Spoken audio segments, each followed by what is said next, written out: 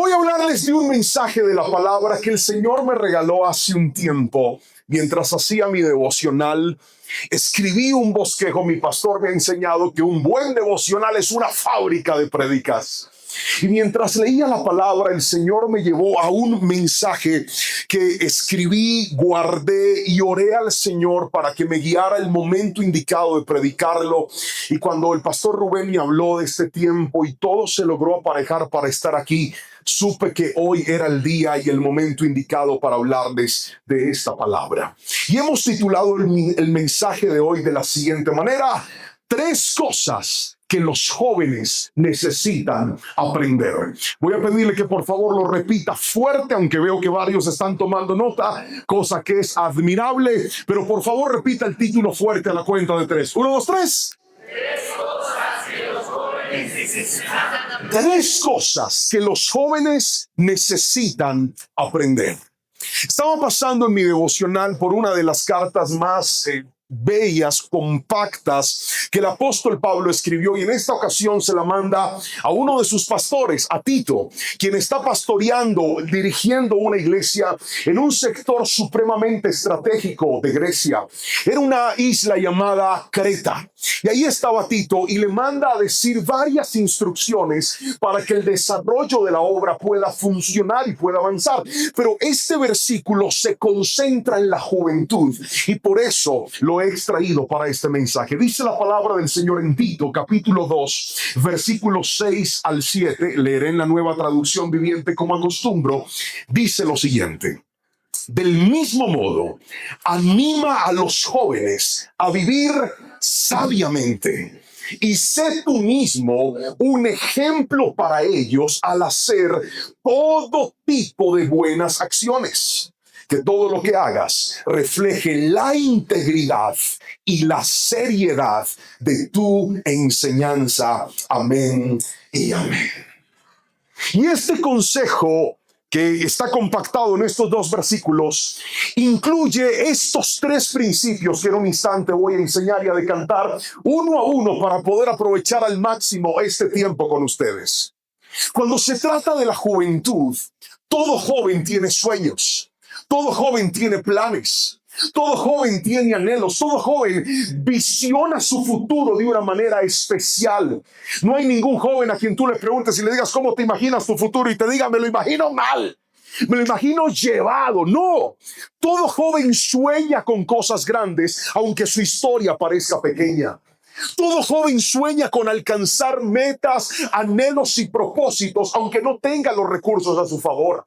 Y este sistema está tratando de venderle a esta juventud que la clave es tener fama, que la clave es tener reconocimiento, que la clave es tener recursos. Pero a mí me encanta cómo la palabra del Señor va en contra de esto y nos ofrece 3 herramientas que, si nosotros logramos enseñárselas a las nuevas generaciones, a mí no me cabe la menor duda que Dios levantará de tu iglesia, de tu familia, de tu generación, jóvenes y jovencitas para mostrar la gloria del Señor en medio de un mundo roto y el que está en medio del caos. Si alguien lo cree, levante la mano derecha y gríteme un fuerte amén, por favor. Pero necesito un ejemplo, pastor, ¿tú me ayudarías? No creo que haya otro hombre más grande y más fuerte que tú aquí. Ven, pastor Américo, por favor, un aplauso para este hombre. No, pero venga con ganas. Mire, pocas veces me siento tan asustado al lado de un hombre grande. Ahora necesito que me ubiquen en alguna zona. Hermanita, Dios le pague y le dé un árbol de agua, porque por lo que el hombre siembre, eso cosecha. Necesito que me busquen entre los jóvenes a un joven que sea flaco y pequeño. Mira al lado, si lo encuentra ahí, levanta la mano. Flaco y pequeño. Si es un adolescente, allá está el público que aclama. Ven para acá, un aplauso para el hermano. Vamos, anímelo con el aplauso. Eso es. Haga de cuenta que un perro lo viene persiguiendo. ¡Córrale! ¡Qué velocidad, mi hermano! ¡Wow! ¿Soltero o casado? ¿Soltero o casado? Soltero, con razón. Mírame aquí.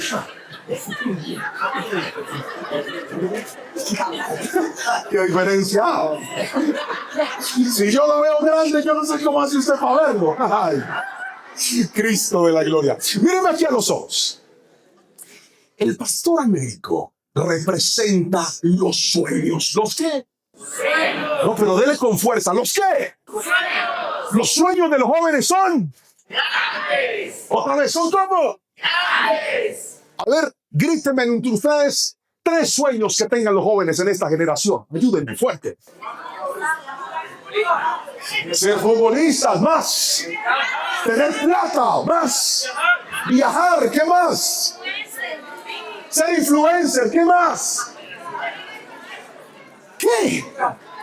Que morir a la soltería, amén, hijo. ¿Qué más? Se nota el desespero. Otro más, ¿qué más? Ser profesional. Note que la mayoría de estos sueños son sueños. Ahora, el problema es este. No es el problema. ¿Cómo es tu nombre, hijo? Fabián. Fabián. Fabián representa a la juventud de hoy en día. Imagínense eso. El problema es que nosotros, el problema no está en soñar. El problema es que nosotros debemos educar a una generación para que sea lo suficientemente fuerte para sostener la vida que está tratando de alcanzar. Nosotros tenemos que educar a esta generación para que puedan tener la fortaleza para resistir la construcción de ese proyecto de vida en el que se están embarcando. Mira el ejercicio que vamos a hacer. Fabián, necesito que por favor cargues al pastor Américo. Carga tus sueños. Se ve que te gusta ir al gimnasio. Vamos, cárgalo. Cárgalo, esfuérzate. No lo vas a dejar caer, cárgalo, vamos. 1, 2, sí. No puede. Pero miren lo que pasa cuando yo educo a una generación y les enseño que la clave está en que antes de tener sueños grandes, necesito vidas grandes. Lo voy a volver a repetir. Antes de tener sueños grandes, necesito educar vidas grandes. ¿Cómo se logra esto? Es lo que hoy a través de la palabra le voy a enseñar. Vamos a cambiar el ejemplo. Ahora el pastor Américo va a representar la fuerza de la juventud y Fabián va a representar los sueños. Cárguelo, por favor. ¡Mire eso! ¡Mire esa facilidad con la que lo levanta! Aquí está la clave. Mientras nuestra generación no sea lo suficientemente fuerte, no va a poder con nada de lo que venga para su vida. Pero yo en el nombre de Jesús declaro que si algo va a producir esta cumbre es levantar líderes y pastores que digan: Señor, tendré una generación fuerte. Griten y amén si ustedes no ven, por favor. Gracias, pastor. Déjenme hacer chapadrito. Hermanas, recibimos hojas de vida. Sonría, mire la cámara, uno no sabe de pronto el Señor es amado. Gracias, pastor, muy amable, gracias. Gracias. Entonces, lo que quiero que escuches es esto. Lo que usted va a escuchar en un instante tiene un propósito. Y es educar a la generación que estamos levantando como padres, como esposos, como líderes, como pastores, para que sean jóvenes fuertes. Repítalo conmigo. ¿Jóvenes qué? Fuertes. Vamos al primer principio que encuentro en la palabra. Y es este. Póngamelo en la pantalla, por favor. Aprende a vivir sabiamente. Repítalo conmigo fuerte a la cuenta de 3, por favor. 1, 2, 3. Aprende a vivir sabiamente. Es el primer consejo que da la palabra. Por favor, remontémonos a la Biblia. Y dice así el capítulo 2, versos 6 al 7. Del mismo modo, anima a los hombres jóvenes a vivir sabiamente. El apóstol Pablo le dice a Tito que deben educar a la generación para que sean sabios. Esto significa que implícitamente también hay otra forma de vivir. Si alguien puede elegir vivir sabiamente, es porque también hay otro camino, y es el vivir neciamente. Cuando una persona es necia, se caracteriza por varias cosas. Por ejemplo, el necio es apresurado. La gente necia es terca. La gente necia es impulsiva. La gente necia no quiere instrucción. El necio quiere basarse en la emoción, mas no en la instrucción. Por eso cuando el apóstol Pablo le está diciendo, edúcalos para que vivan de una manera sabia, lo que está diciendo es, la clave para que un joven sea un joven fuerte es aprender a tomar decisiones y a vivir como alguien realmente sabio. Le voy a contar lo que me pasó en medio de mi inmadurez. Tenía yo 17 años de edad. En ese momento trabajaba para un canal de televisión como editor. Y recuerdo que yo estaba ahí en la oficina que me habían dado para trabajar. Recibo una llamada y la llamada decía algo como esto. ¿Hablo con Juan Pablo? Yo dije sí. Y me dice, usted se acaba de ganar una moto. Y se escucharon aplausos. Yo me quedé frío. Imagínense uno con 17 años, feo, sin plata, y le acaban de decir que se acaba de ganar una moto. Mire, eso es un motivo de alegría y de felicidad, porque en el barrio en el que yo vivía, tener moto era tener clase. Yo dije, bueno, no tengo belleza, pero por lo menos ya voy a tener moto. Y entonces en la llamada me dicen, pero para que usted pueda reclamar el premio, necesita consignar inmediatamente la suma de 400,000 pesos que corresponden a unos derechos para que le podamos matricular la moto. Pregúnteme yo qué hice. Pregúntame con chiste o no le cuento. Hablé con el jefe y le dije, jefe. Me dijo, ¿qué? Y le dije, jefe, necesito 400,000 pesos. Yo no le dije, ¿para qué? Porque el emocionado no pide consejos. El emocionado es impulsivo. Cuando a ti te falta sabiduría, ves que una puerta se abre. Y la gente, cuando no tiene sabiduría, confunde las distracciones con bendiciones. Lo vuelvo a repetir. Dije, cuando a la gente le falta sabiduría, confunde las distracciones con bendiciones. Y si hay algo que quiero que se te grabe en el corazón, porque algunos ya lo han entendido, es que no todas las puertas que se te abren son puertas de Dios para tu vida. Y eso solamente lo entiende una persona sabia. Y me dijo, ¿para qué? Yo le dije, préstemelo, jefe, adelántemelo de la quincena. Me los adelantó. Me fui calladito a buscar a un puesto de estos como ay, señor, un corresponsal. Y yo fui y dije, por favor, mándeme esta plata a esta cuenta. La persona me llamó y me dijo, ¿ya consignó? Y le dije, ya voy a consignar, espéreme. ¿Cuál es el número? Repítamelo. Y él me lo dio. Yo se lo mandé, la plata se fue. Y la moto nunca llegó hasta el día de hoy. Usted sabe con la vergüenza que yo fui a contar ese testimonio en ese momento, pero algo aprendí. Y es que cuando la gente es inmadura, no piensa para tomar decisiones. Cuando la gente no tiene sabiduría, es supremamente rápida y ágil para decidir. ¿Sabe? El problema de muchos jóvenes que estamos viendo hoy en día es que conocen a alguien, les gusta a alguien, se enamoran de alguien, se besan con alguien, se van a vivir con alguien y no se han dado cuenta de que la sabiduría nos lleva a nosotros a aprender a tomar tiempo para pensar, tiempo para orar, tiempo para decidir y no movernos de manera tan rápida y tan acelerada. Es más, le regalo una frase en este punto y es: el sabio pregunta para tomar decisiones. El necio sufre para encontrar soluciones. Se la vuelvo a repetir, ¿la puede leer conmigo? Vamos, 1, 2, 3.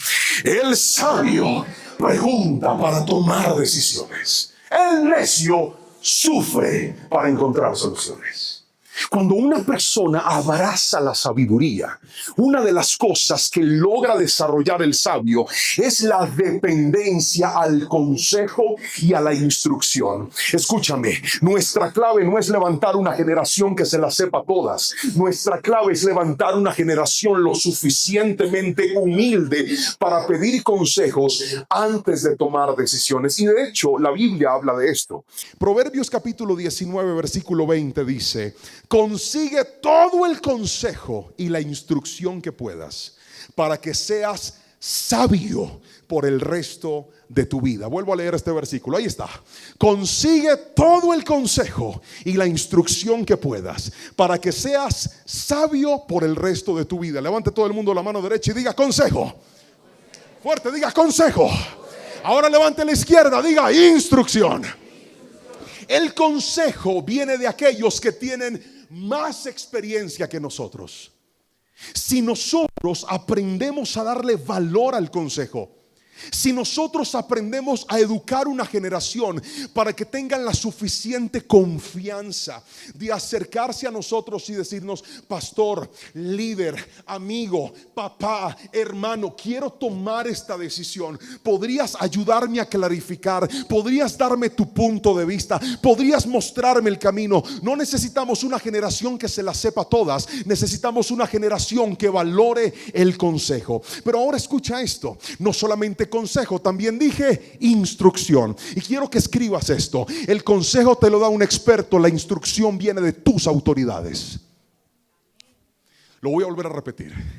El consejo te lo da un experto, pero la instrucción viene de tus autoridades. Porque el consejo te permite clarificar las decisiones, pero la instrucción te permite medir tu obediencia. Muéstrame una persona que valore el consejo, muéstrame una persona que sea obediente a la instrucción, y te mostraré a un hombre o a una mujer sabio o sabia. Tú te vas a dar cuenta que cuando a una persona no le gusta la instrucción, no, yo lo hago a mi manera, es que a mí me parece, es que yo creo. Qué lindo cuando levantamos una generación y nosotros mismos aprendemos a caminar en la instrucción. El problema es que obedecer no es fácil, especialmente cuando nos dan instrucciones que no nos gustan a nosotros. ¿Quieren una historia? Y si no dijo sí, igual se la voy a contar porque es mi prédica. Hace como 2 años recibí una invitación a predicar, y era una invitación soñada. Resulta que me llega una carta. Me dicen: pastor, quisiéramos que usted nos acompañe a un evento. ¿Cuál es el procedimiento? Les dije lo mismo que les digo a todos: ustedes deben enviarle una carta a mi pastor pidiéndole permiso, y si él me da permiso voy, y si no me da permiso nos vemos en YouTube. Ellos mandaron la carta, y la carta decía que el evento era el 22, 23 y 24 de marzo de aquel año. Cuando yo leo la carta, les respondo y les digo: mire, de verdad me siento privilegiado, para mí es un honor ser tenido en cuenta por ustedes, pero lamentablemente no los puedo acompañar, porque el 22 de marzo es mi aniversario con mi esposa, así que no puedo dejarla a ella en medio del aniversario. Y ellos me dicen: pastor, es que la invitación es para usted y para su esposa, y además lo vamos a hospedar en este hotel. Y me mandan la foto de un hotel ahí en el Central Park en Nueva York. Yo me imaginé ahí uno bien corroncho recibiendo el aniversario allá con esa vista. Yo miré a mi esposa y le dije: alístate, mija, voy con toda. Me emocioné y le llevé la carta a mi pastor. Y cuando le pasé las cartas de ese mes, él empezó a revisarlas una a una ahí sentado en el escritorio. Cuando de repente mira esa carta y dice: en esta estamos libres en la iglesia. Sí, señor, ok, esta puede decir, esta déjame orar más. Cuando llega esa carta me dice: ¿y qué tenemos en esa fecha? Le dije: mi aniversario, pero la invitación es con mi esposa. Él la mira, piensa y dice: déjame orar por esta carta.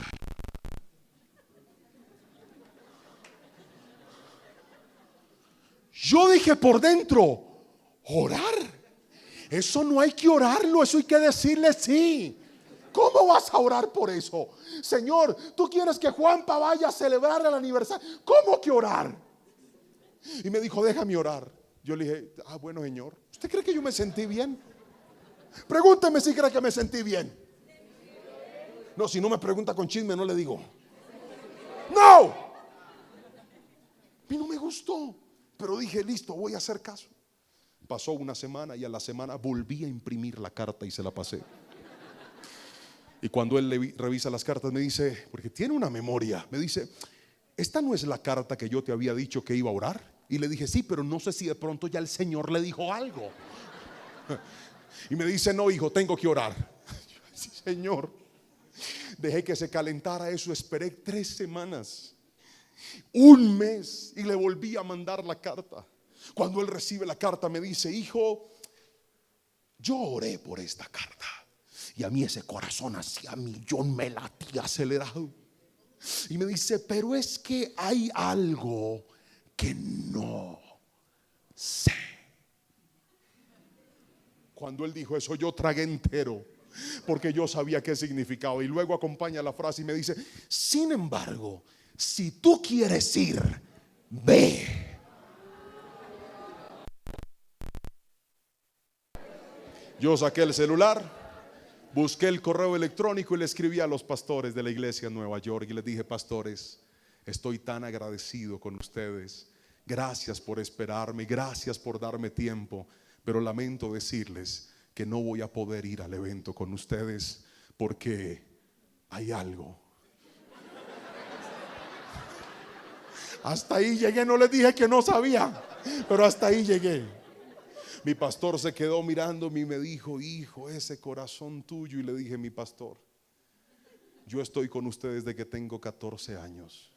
Y a mí me ha ido a bien por 2 cosas. Primero, por caminar en obediencia a Dios. Y segundo, por hacerle caso a mis autoridades. Escúcheme lo que le voy a decir. Si esta generación aprende a caminar en instrucción, Dios guardará su corazón. Porque gente con talento hay mucha, pero gente con falta de carácter es lo que abunda en este mundo. Y hoy te quiero decir, el consejo te clarifica la decisión, pero la obediencia te mide el corazón. La obediencia guarda tu corazón. Y no le voy a contar lo que pasó después, pero tan solamente 2 días después me llegó una invitación para un evento que yo en la vida imaginé que iba a estar. Y cuando estaba a punto de predicar en ese lugar tan grande, tan maravilloso, mi corazón estaba acelerado y sentí la voz de Dios cuando me dijo, por cuanto has sido un hombre sujeto y obediente, te abro puertas, porque si algo bendice Dios mucho más que a la gente talentosa, es a la gente que tiene carácter. Alguien gríteme amén si me está entendiendo en esta preciosa noche, por favor.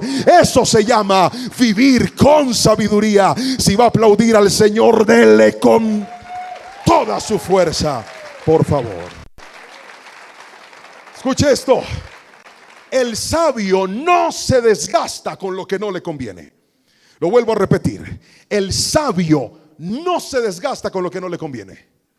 Una de las cosas que aprendes en medio de la sabiduría es a identificar qué no te conviene. Cuando te metes en una relación que tú sabes que no te conviene, no tardes en salir de ahí, záfate rápido. Cuando se abre la puerta de un negocio que tú sabes que no te conviene, salte rápido. Hay personas que deben entender que la gran mayoría de sus problemas se basan en apresurarse a insistir en cosas que el Espíritu Santo los está mandando a desistir. Mientras venía hoy en el avión leyendo un libro que estoy terminando de Peter Escasero, encontré una frase que me llamó la atención y quise referirla en este momento, y es, él dice, si tuviera que identificar mis mayores pecados y errores de juicio en los últimos 30 años de seguir a Cristo, ambos retrocederían al hecho de no haber esperado en Dios. Y cuando leí esta frase la subrayé y dije, sí, Señor, mis más grandes problemas, mis más grandes errores en mi vida fueron las temporadas en las que no esperé la voluntad de Dios, sino que me metí en lo que yo creía que era lo correcto. Por eso una persona sabia sabe buscar consejo y sabe amar la instrucción. Es más, permítame regalarle esta frase: buscar el consejo te ahorrará problemas, y buscar la instrucción te guardará el corazón. Lo vuelvo a repetir: buscar el consejo te ahorrará problemas, y buscar la instrucción te guardará el corazón. Ahora, le dije que le iba a hablar de 3 principios que estaban en lo que Pablo le enseña a Tito. El primero es que debemos aprender a vivir sabiamente. Repítalo conmigo, por favor. Primer punto, fuerte, 1, 2, 3. Aprender a vivir sabiamente. Pero ahora vamos al segundo principio y es este: aprende a caminar en integridad. Perdóneme que le haga repetir tanto, es que yo soy muy bulloso y además soy un fiel creyente de que cuantos más sentidos se utilizan en el proceso de aprendizaje, más aprendemos nosotros. Si me escuchas, me ves, escribes y además hablas, más se va a fijar lo que estamos aprendiendo. Así que hagamos el ejercicio. Repita este segundo punto conmigo a la cuenta de 3. 1, 2, 3. Aprende a caminar en integridad. La Biblia lo enseña. Volvamos a la cita base en la que estamos trabajando. Del mismo modo, anima a los hombres jóvenes a vivir sabiamente y sé tú mismo un ejemplo para ellos al hacer todo tipo de buenas acciones. Que todo lo que hagas refleje la integridad. Cuando hablamos de integridad, estamos hablando de uno de los recursos más importantes que en la vida del creyente, del joven, del papá, de la mamá, del líder, del pastor, sea lo que sea, la integridad es necesaria para poder mantenernos en la vida. Permítame referir la historia de dos personajes muy importantes de la palabra.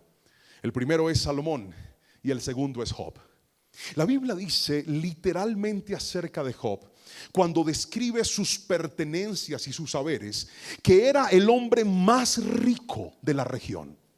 Era un hombre del cual la palabra dice que su saludo alegraba a la gente en las plazas públicas.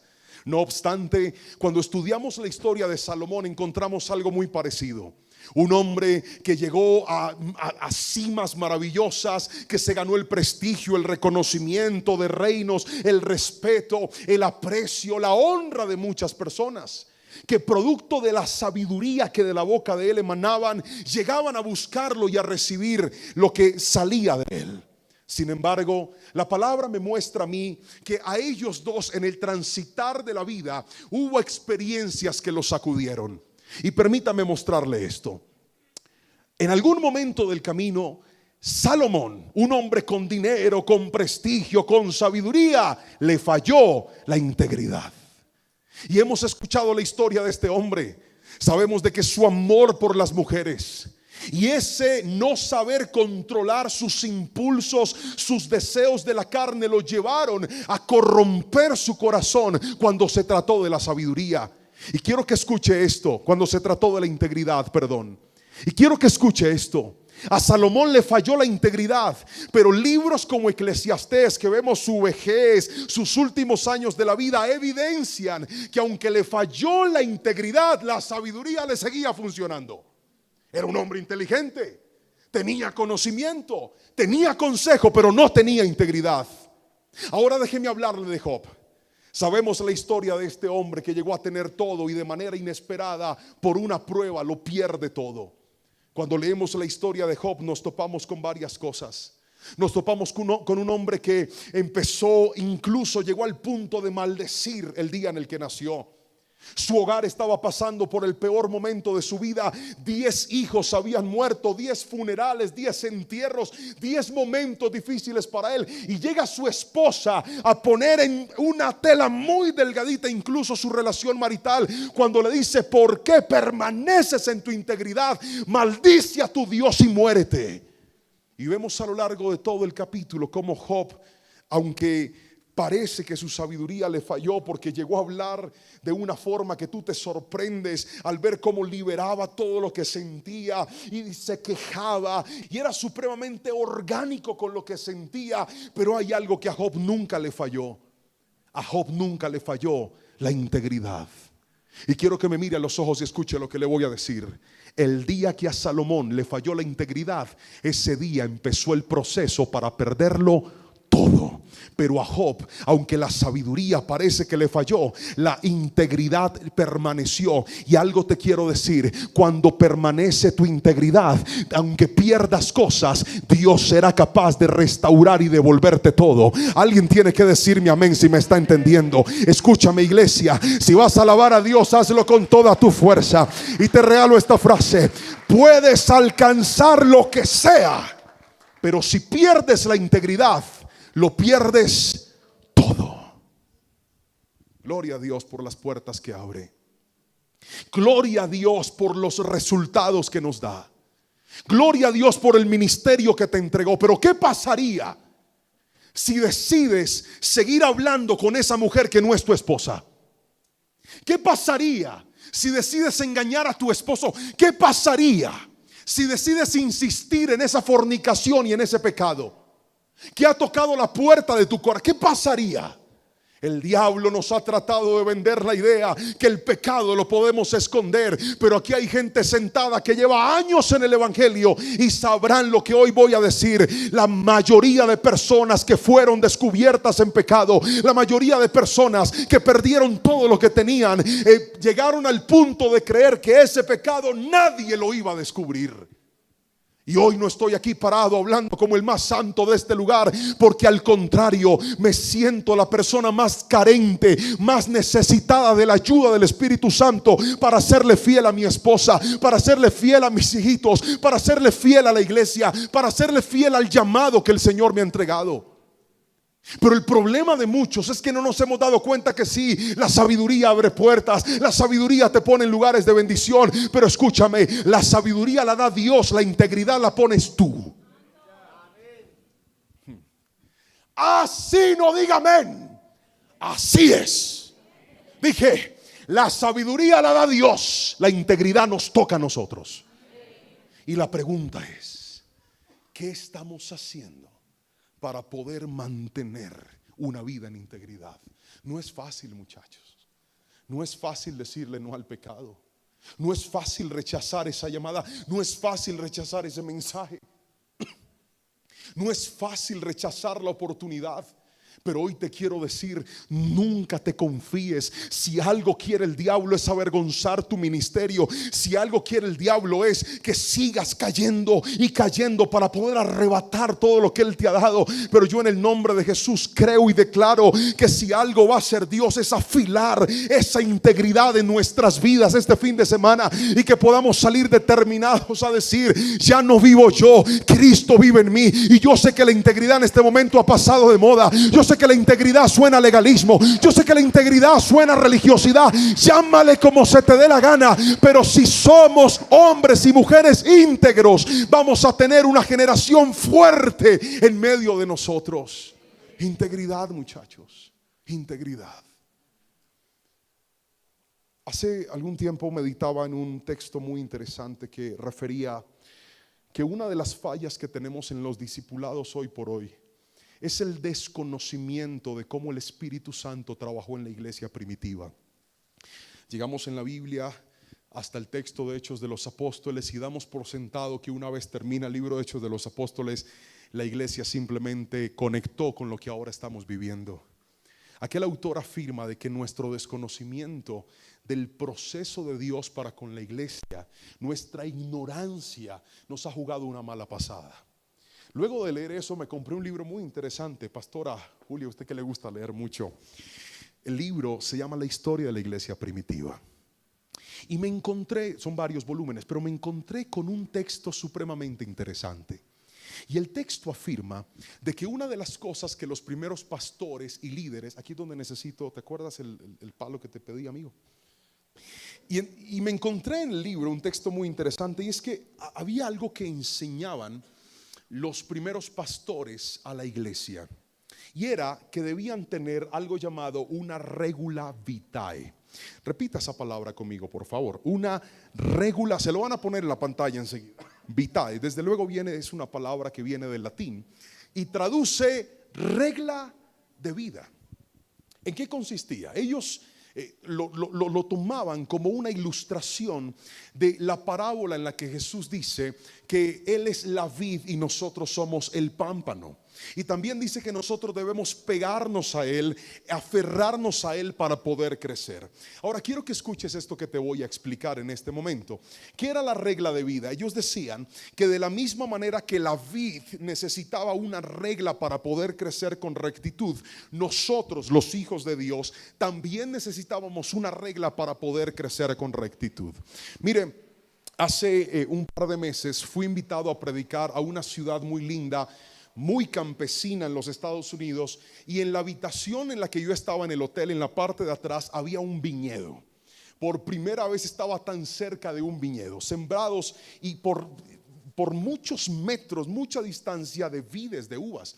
Y me llamó mucho la atención. Vente por aquí, atraviésate aquí. Eso, un aplauso para este varón. Gracias, mi hermano. ¿Qué champú usas tú? Ay, con razón.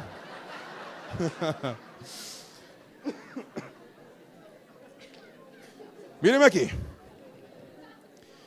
Entonces, las vides, para poder crecer con rectitud, clavan una regla al lado de ellas.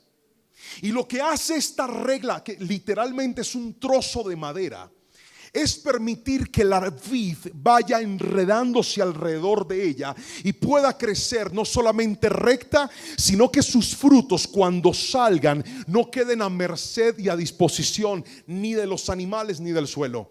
Porque curiosamente, cuando el fruto toca el suelo, se echa a perder más rápido. Entonces, la clave está en esto: si usted quiere desarrollar rectitud, tenga reglas de vida. ¿Puede repetirlo conmigo fuerte a la cuenta de 3 otra vez? Para tener integridad necesitamos. No, pero dígalo con fuerza, por favor, como si estuviera enojado. Para tener rectitud e integridad necesitamos reglas de vida.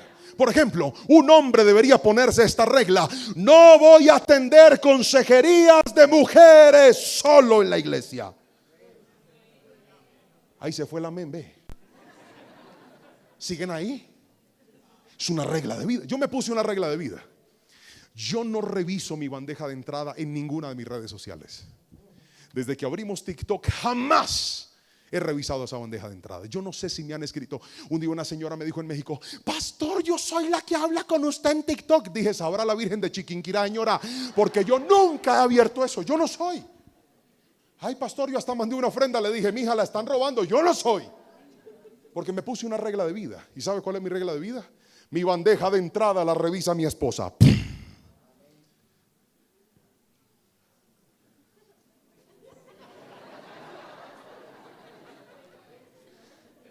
¿Sabe qué es eso? Eso es proteger tu vida.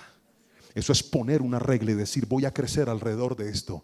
Pero si usted es de esos hombres, de esos líderes, de esas personas que empieza a coquetear con las muchachas de la iglesia, y cuando llega una muchacha bonita en la iglesia, vas y le pides el número, y vas y le mandas mensajes: no, yo necesito solamente saber si tienes una petición de oración, mija, es para orar por ti. Ay, uno no sabe. ¿Qué tal que estés pasando por una situación difícil? ¿Sabes cuál es tu problema? Que tú no tienes reglas, y como no tienes reglas de vida, tu árbol se está torciendo. Pero hoy, en el nombre de Jesús, quiero que entiendas que si algo le tienes que pedir al Espíritu Santo en este congreso, es que te ayude a fijar reglas en tu vida y a decir: no más, yo no voy a ser una víctima más del diablo, yo no voy a ser una estadística más del enemigo, de un ministerio que se dañó, de un ministerio que cayó. Al contrario, voy a ser un ministerio trascendente, y en el nombre de Jesús, que nos permita envejecer, como decía ahorita el pastor, y que pasen los años y que veamos los nuevos pastores, los nuevos líderes, los nuevos ministros, y que usted nunca tenga que estar afuera diciendo: perdí lo que un día Dios me entregó. No, al contrario, que podamos decir: Señor, no es fácil, no es sencillo, pero yo he decidido tener una regla para poder caminar como tú quieres que yo camine. Si alguien me está entendiendo, levante las manos y grite un fuerte amén, por favor.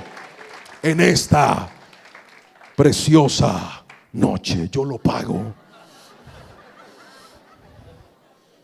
Primera de Timoteo capítulo 4 versículo 12 al 16 dice algo muy interesante. Pablo dándole reglas a Timoteo. Mira lo que dice: no permitas que nadie te subestime por ser joven.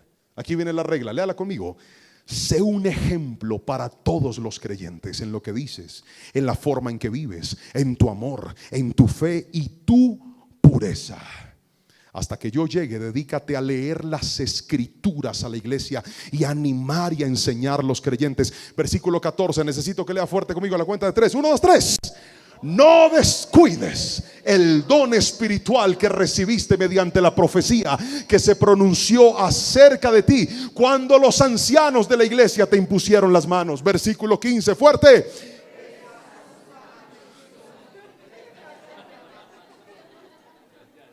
Ponme el 15, papi. Ahí está. Presta suma atención a estos asuntos. Entrégate de lleno a tus tareas para que todos vean cuánto has progresado. Avance ahora sí, verso 16. Ten mucho cuidado de cómo vives y de lo que enseñas. Mantente.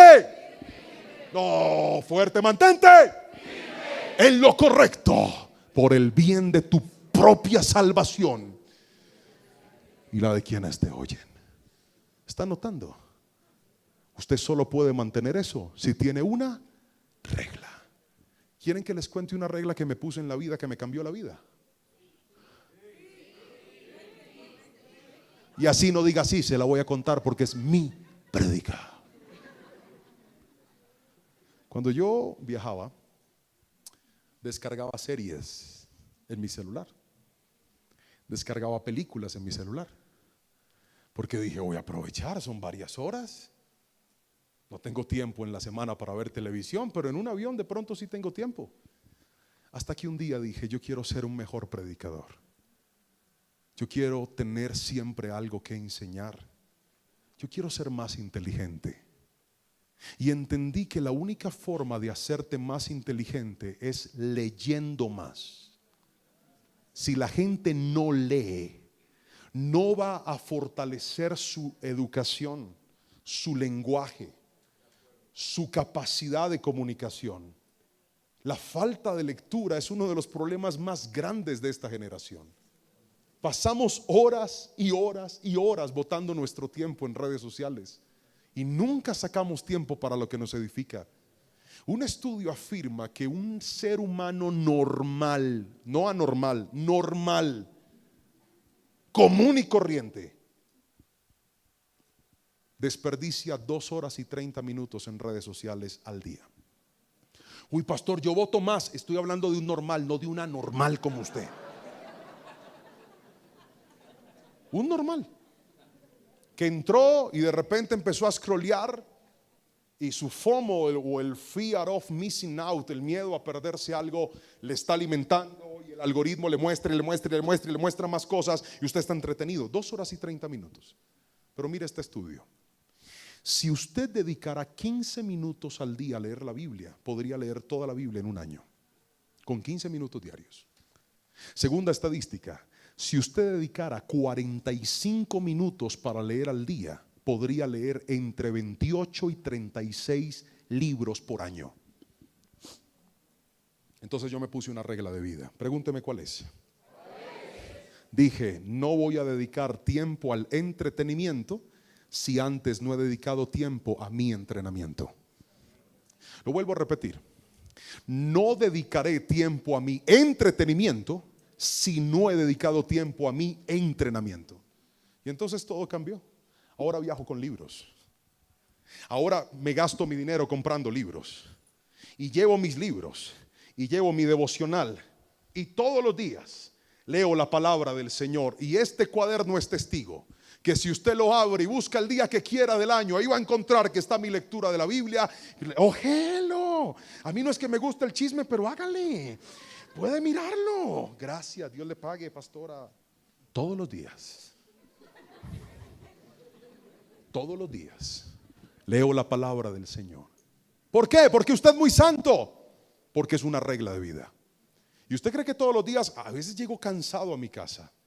A veces llego con un sueño que usted no se alcanza a imaginar, pero digo, no he pasado tiempo con mi Dios, voy a pasar tiempo con el Señor. Dejaré de gastarme mi plata en cosas y voy a empezar a leer y voy a ser un hombre más sabio. Y eso, escúcheme bien, ha dado un resultado que usted, préstamelo, Paz, porque mañana tengo que leerlo, gracias. Y eso ha dado un resultado impresionante en mi vida. Queridos muchachos, queridos hombres y mujeres que me están escuchando, usted no es una fuente, usted es una vasija, usted es un recipiente. La fuente siempre tiene, el recipiente necesita ir a llenarse del Señor para poder darle a los demás. Queremos cambiar esta generación, seamos recipientes y vayamos todos los días por una porción de su presencia y se dará cuenta que eso lo ayudará a ser una persona íntegra. Si alguien me está entendiendo, grite un fuerte amén, por favor. Voy aquí con un punto que encontré en un libro muy interesante de uno de mis teólogos favoritos, llamado Dallas Willard. Y dice lo siguiente: la santidad es la idea protectora de Dios para el hombre. Otra vez, tómale una foto y guárdela. La santidad es la idea protectora de Dios para el hombre. Mire, cuando usted está en santidad, usted no tiene problema de nada. Usted puede andar tranquilo en su vida, usted puede andar en paz, usted puede desarrollar su vida en tranquilidad. El diablo nos ha enseñado que la tranquilidad es esconder el pecado. El Señor a mí me enseña que la tranquilidad es caminar en santidad. El que camina en santidad puede estar tranquilo y decir: Señor, que busquen lo que tengan que buscar, que hable quien tenga que hablar. Yo decidí vivir una vida que honre al Señor, y ahí está la clave de la bendición. Dígame amén si lo cree, por favor. Y otra: la santidad no es un peso que desgasta, sino una protección que te mantiene. Caminar en santidad, cuando entiendes que protegerá tu vida, podrás decirle: Señor, definitivamente la integridad es la meta y la tarea principal de nosotros como hijos de Dios. Permítame darle el tercer y último punto de esta palabra. ¿Le parece bien si recapitulamos? El mensaje de hoy se llama 3 cosas que los jóvenes necesitan aprender. La primera es que debemos aprender a vivir sabiamente. Muy bien. Lo segundo que le acabo de enseñar es que debemos aprender a caminar en integridad. Pero aquí viene lo tercero y último. Póngamelo en la pantalla, por favor. Debemos aprender a tener seriedad. Mire, a mí me llama la atención cómo el apóstol Pablo le dice a Tito que una de las cosas que él debe enseñarle a la generación, a los cretenses en este caso, es la seriedad en la enseñanza. ¿Por qué esto es importante? Porque la idiosincrasia del cretense, como era una isla en un lugar muy estratégico, era un puerto de conexiones griego donde entraba y salía mucha mercancía. Una de las características de esta población es que había mucha trampa. La cultura en sí misma era muy tramposa. Decían una cosa, pero en realidad hacían otra. Y a mí me impactó profundamente cómo el apóstol Pablo dice: la gente tiene que ser seria en la palabra. Porque literalmente estaba tratando de ir en contracultura. Mientras que otros no tienen palabra, los hijos de Dios sí deberían tener palabra. Es más, este concepto del cretense es tan fuerte en cultural que esta misma palabra trascendió y en algún momento se adoptó como una palabra que, aunque era un adjetivo que referenciaba aquella zona, hoy por hoy todavía la usamos, y es la palabra cretino. Cretino es aquel que es mentiroso. Cretino es aquel que es descarado. Cretino es aquel que es tramposo. ¿Y sabe qué es ser serio? Es que nosotros necesitamos enseñarle a nuestra generación de jóvenes que si hay algo que tiene que tener valor en nuestra vida es la palabra. ¿Sabe por qué hay gente que se cierra las puertas? Porque piden prestado dinero y dicen: te lo pago en 15 días. Y los 15 días nunca llegan. Usted no es una persona seria. Y perdóneme que se lo diga tan de frente, pero yo no estoy enojado, yo predico así. ¿Sabe qué es tener palabra? Tener palabra es que si usted le dice: por favor me lo prestas, mañana te lo regreso, mañana sin que se lo pidan usted lo regresa. Gracias por ese amén flojo que alguien dijo. ¿Sabe qué es tener palabra? Tener palabra es que si usted le dice a alguien: yo mañana lo llamo, mañana lo llama. La pregunta es: ¿cuánto vale tu palabra? Porque hay gente que promete mucho pero no cumple nada. Hay gente que dice: sí, yo lo voy a hacer, y usted lo primero que dice es: no lo va a hacer. No lo va a hacer. Sí, yo llamo y no llaman. Sí, yo llego y no llegan. ¿Sabe qué aprendí yo en mi vida? Y lo aprendí con dolor. Que Dios, antes de darte recursos, te da palabra. Porque si hay algo que abre puertas es la palabra. ¿Cuántas personas dañaron su vida crediticia? ¿Sabe por qué? Porque no tuvieron palabra. Míreme a los ojos, levante la mano todo el que algún día le han debido plata. Levanten las dos con tristeza, que los quiero ver. Los que les han debido plata algún día, levanten las dos. Padre, que les paguen, por favor.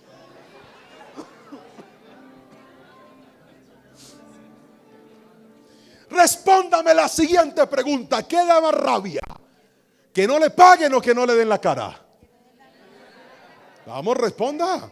¿Que no le paguen o que no le den la cara?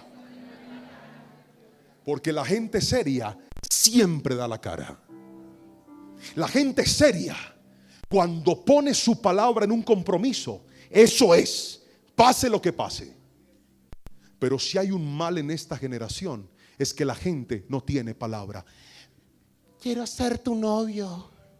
Empiezan una relación, pero ese mismo que dijo que quería ser novio anda conqueteando con otras niñas. A ti te falta palabra, te falta seriedad. Puedes tener la cara más bonita del mundo, pero si algo valora una mujer, es un hombre que tenga palabra, que tenga los pantalones bien puestos, y que si te dijo sí, es un sí, y que si se comprometió, te va a cumplir. Gríteme amén las mujeres que están aquí, si es cierto lo que estoy diciendo. Pastor, yo quiero una moto. Mira, puedes tener lo que sea, pero si no tienes palabra, te vas a cerrar las puertas y te vas a hacer una terrible reputación. Y si hay algo que pesa más que el dinero, es la reputación. Qué tristeza cuando la gente ya te clasifica y dice: no, este es puro vea, puro cuento. Se compromete pero no cumple, dice pero no hace. Eso tiene que acabarse en el nombre de Jesús. Tenemos que empezar por nosotros mismos. Yo me puse una regla de vida y dije: si me comprometo, lo hago, y si no puedo, lo digo. Porque no es lo mismo decir no puedo a decir no pude. No puedo es el que tiene palabra y de entrada dice: mira, no, por favor no cuentes conmigo, no lo puedo hacer. Pero esa gente que dice: sí, a su nombre, cuente conmigo. ¿Quién vive? Me enerva. ¿Cuántos pastores y líderes están aquí sentados?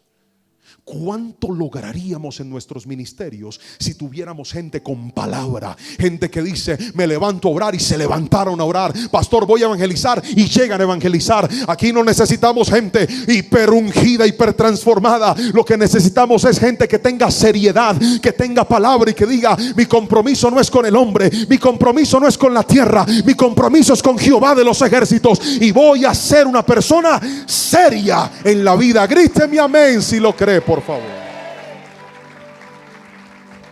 Le regalo esta frase: la gente pierde la confianza en las personas que no tienen palabra. Qué triste que lleguemos al día que las personas digan: uy, sí, predica muy bonito, pero no le creo. ¿Sabe cuándo pasa eso? Cuando usted pierde la seriedad. Cuando usted tiene la osadía de pararse a predicar en el altar siendo un coqueto con mujeres o con hombres. Aplica para las mujeres. No, que vean en nosotros seriedad.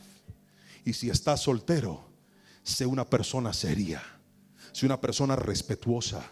Y si decidiste conocer a una muchacha para enamorarla, o un muchacho para darte la oportunidad, cierra las puertas a otra. No, pastor, es que yo estoy ahí cotizando en 3 lugares a ver quién sale primero. No, señor, eso no es seriedad. No, señor, eso no es seriedad. Hablo con los solteros que están aquí. Si vas a abrir tu corazón, ábrelo, pero no lo abras todo ni lo abras mucho. Aprende a conocer, pero poquito. ¿Sabe por qué poquito? Porque si usted ve que ahí no es, se recoge y se va.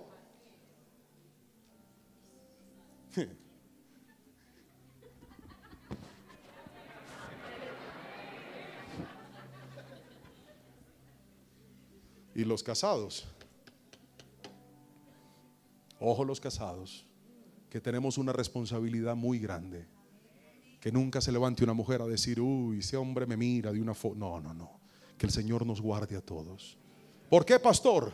Porque usted puede tener todo el estudio, toda la sabiduría, todo el conocimiento, todo lo que quiera, pero el hombre más sabio de esta tierra le falló la integridad. Así que todos necesitamos la ayuda del Espíritu Santo, empezando por esta vasija de barro. Todos necesitamos la ayuda del Espíritu Santo. Quien no se toma en serio la vida tendrá que afrontar problemas innecesarios. Lo vuelvo a repetir, quien no se toma la vida en serio tendrá que afrontar problemas innecesarios. Hay gente que por falta de seriedad se metió en deudas absurdas. Hay gente que por falta de seriedad perdió relaciones bellísimas. Hay gente que por falta de seriedad destruyó relaciones, convenios, sociedades que nunca debió haber destruido. ¿Sabe por qué? Porque les faltó palabra en la vida. Seriedad, seriedad. Y usted va a ver cómo Dios abre las ventanas de los cielos sobre su vida. Aprenda a pedirle al Señor, a llorarle al Señor. Mi Dios todavía hace milagros. Mi Dios todavía abre los cielos. Mi Dios todavía provee a aquellos que confían plenamente en Él. Hay personas que abren puertas con su talento, pero las cierran con su incumplimiento. Lo vuelvo a repetir. Hay personas que abren puertas con su talento, pero las cierran con su incumplimiento. Que esa nunca sea nuestra historia. Míreme a los ojos y respóndame esta pregunta, porque con esto voy a orar para que terminemos. ¿Cómo sería su vida, mi vida, si modelamos, mostramos a nuestra generación que estos 3 principios no son una lección para enseñar, sino una forma de vida para ejemplificar? Piensa en esto. ¿Cómo sería nuestra vida con más sabiduría, con más integridad y con más seriedad? A mí no me cabe la menor duda que usted tendrá la suficiente fuerza para sostener todo lo que el Señor ponga en sus manos y en su vida. Sueños tenemos todos, pero piensa en esto. Si usted no tiene sabiduría, si usted no tiene integridad y si usted no tiene seriedad, lo que cargue se le va a caer. Pero si le pedimos al Señor en esta noche, danos estas armas, danos estas herramientas, desarrolla esto en nosotros, le aseguro que usted va a llegar muy, muy lejos. Voy a pedirle que aliste su celular y le tome foto a esta imagen para terminar, la última. Y dice así: ¿cuántos problemas nos podríamos ahorrar si decidiéramos vivir sabiamente, caminar en integridad y ser serios con nuestros compromisos? El día de ese cambio es hoy. Si algo quiero que recuerde de esta primera conferencia es esto: guárdelo en su corazón y que el Señor nos permita ser una generación fuerte y sólida, que le muestre a este mundo que hay una forma distinta de vivir, y esa forma es aplicando lo que la palabra hoy nos ha enseñado. Si hay alguien aquí que dice: pastor, de esas 3 cosas que usted enseñó, a mí me falta una, yo voy a orar por usted. Pero si hay alguien que dice: pastor, no me falta una, me faltan 2, también vamos a orar y le vamos a echar aceite. Pero si usted dice: pastor, a mí me falta un poquito de todas, vamos a liberarlo y lo vamos a volver a bautizar hoy aquí. Cuando yo leí este versículo, ¿sabe qué me encontré? Que a mí me faltaba de las 3. Porque si alguien se levanta y dice: qué lindo, eso no es mi caso, es porque más lo necesitamos. Si usted necesita una oración en esta noche y cree que esta vasija de barro puede orar por usted, le invito a que se levante de su silla, venga a este altar, dé un paso adelante y dígale: Señor, yo no vine a esta cumbre para hacer un trofeo, no. Yo vine a esta cumbre para hacer una vasija de barro. Y si tienes que quebrarme, quiébrame. Y si tienes que volverme a hacer, vuélveme a hacer. Y voy a pedirle al grupo de alabanza que me acompañe, por favor. Pastora, si nos puede bendecir con esa voz que el Señor le ha dado. Y quiero que usted venga aquí adelante.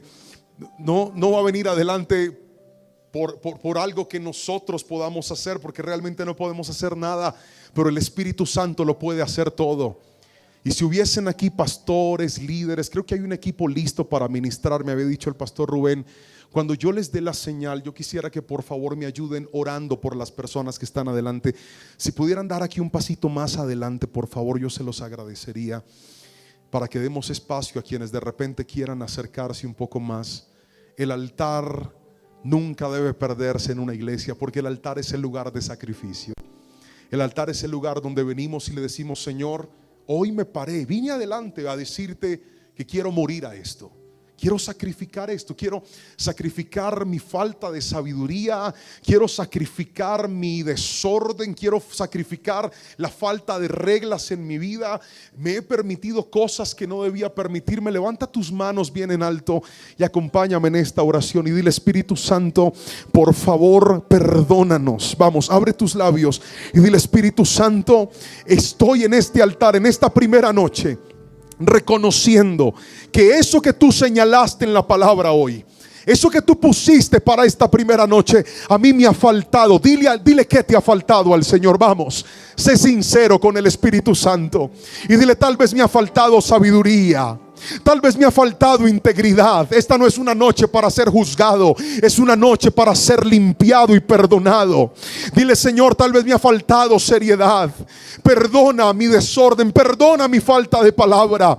El Señor hoy va a fortalecer a una generación que decide correr a Él y ser llena y ser saciada por su verdad y por su palabra. Levántale tus manos al Espíritu Santo y dile: Señor, yo no me voy a ir de aquí igual, yo saldré transformado. Vamos, abre tus labios, dile: yo saldré cambiado, yo saldré renovado en el nombre de Jesús. Y que ese cambio impacte ese lugar donde Dios te ha puesto, y que ese cambio impacte la generación que Dios te ha dado, la edad en la que estás, los hijos que tienes, los hijos espirituales que tienes. Abre tus labios. Vamos, asambleas de Dios. Dios nos trajo en esta noche para decirnos: quiero que haya en ti carácter, y luego del